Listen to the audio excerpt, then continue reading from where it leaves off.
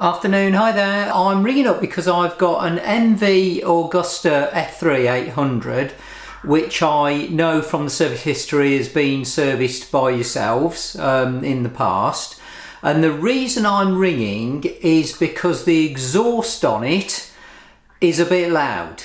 It has had its recently had its MOT, and it was put as a sort of advisory, which doesn't surprise me because yeah, it is pretty loud, to be honest, which I think is how it's, you know, how the previous owner wanted it.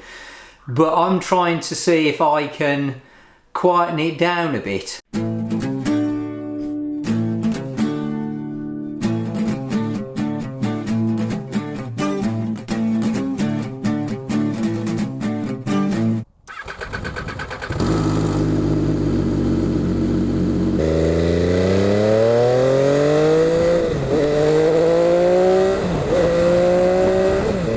Well, today could be the MV's last ride out on its current exhaust system, because I've had the local MV dealer call me this morning to say that the replacement exhaust for the current one has just arrived.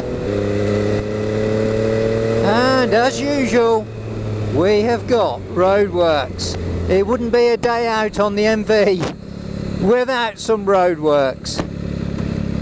Typical. And also in the classic MV style, the fuel lights on.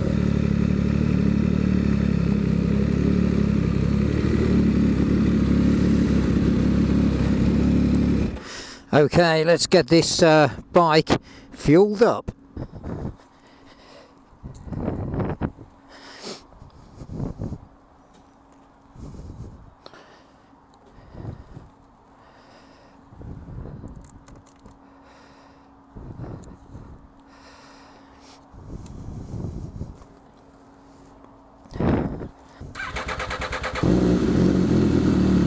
Okay, let's give this thing a blast up the bypass. Woo-hoo!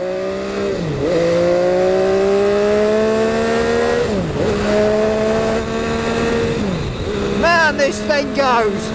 Woohoo! I've got some sheep around and animals, so I'm gonna just knock the bike out of gear and try and keep the noise down. I am very conscious of this. It does get bikes a bad name when you have loud exhausts that are so loud that people just get annoyed. The thing is, you can just be doing the normal speeds on this, well within the speed limit, but because this exhaust is so loud and the vibrational noise that it puts out, it just draws the wrong kind of attention, because it sounds like you're speeding when you're actually not. We are now on the way to having the exhaust changed on the MV. Feels a little bit like when you take your dog to have its testicles removed a little bit. I feel a bit sad that I'm doing it. I sort of don't want to do it, but I know it needs to be done.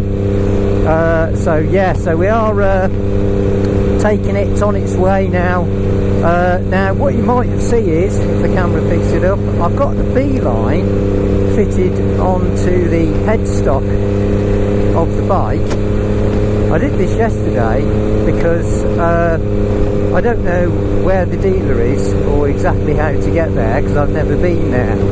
So I know I've got a ride around an hour and a bit, hour and 20 minutes, something like that. Hopefully my back will tolerate it. And when I get there, once I know roughly I'm in the right area, I'm depending on the B-line then. I'm actually hoping that once this exhaust has been fitted, it's not going to affect the power output or anything like this from the bike, because I do like the way this thing rides. But that will be something we will find out. They have said to me that it won't make any difference, or it shouldn't do. Coming up to a tunnel now, maybe we can be a little bit naughty before we finally give it back.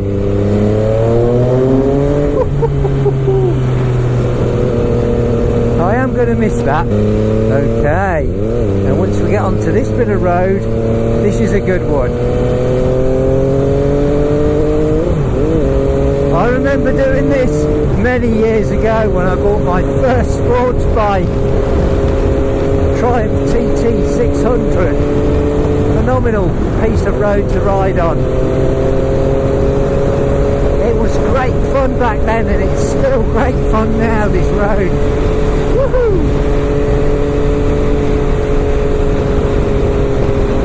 The only difference now is speed cameras. They are dotted around here, so you've got to be a bit careful.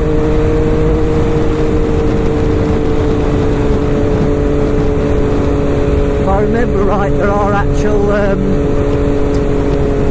variable speed cameras on this one as well, so you have to be careful.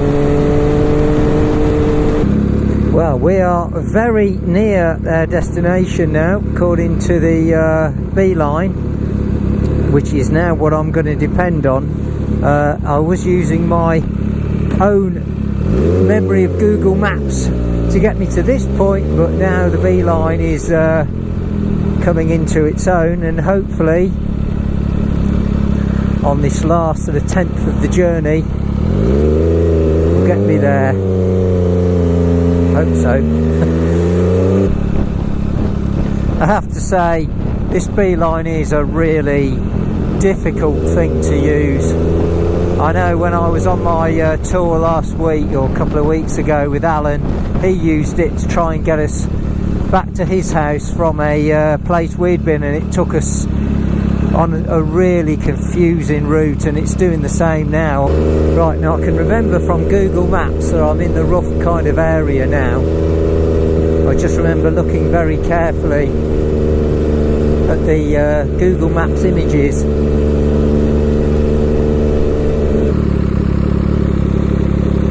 Look, it told me to go left, I went left, I've gone left, I've gone straight on, and now it's telling me to go backwards.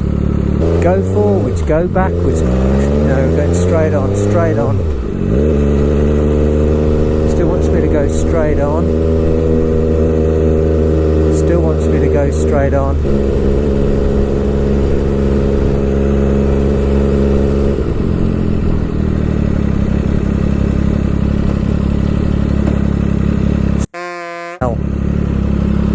It's told me to veer off to the right, and now it's telling me to go left. Look at that.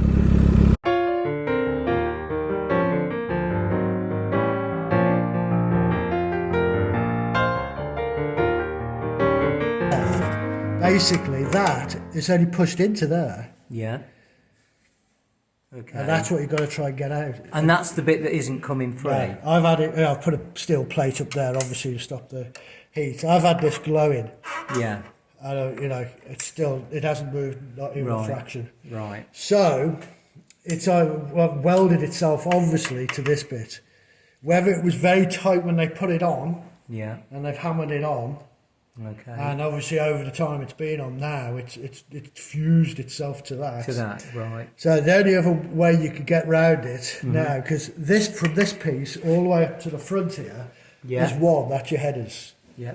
You know what I mean? This is in two pieces here, but this is the piece that you get rid of this. Okay. When you put the new pieces, a new pipe goes on it. Yes. So the only way I think you're going to get round it is you could cut it to that. Yes.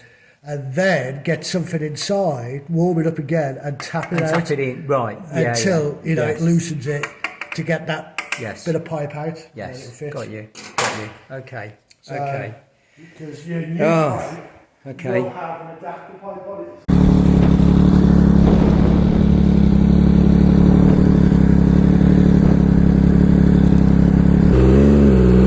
Well, as you can probably tell from the sound coming out of the exhaust, that was a complete and utter waste of time. Well, not a complete waste of time.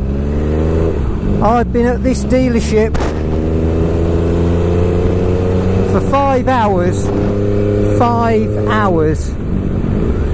Because what should have been a 1 hour job couldn't be be done.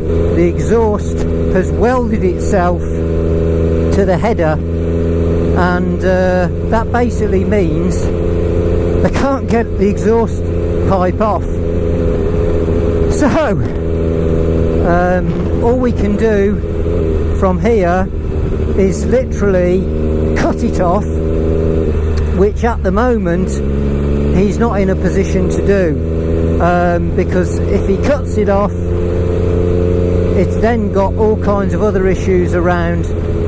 What does he do if he can't get it any further after cutting it off? On the bright side, it's been a lovely ride out. The weather is absolutely beautiful, and to be fair,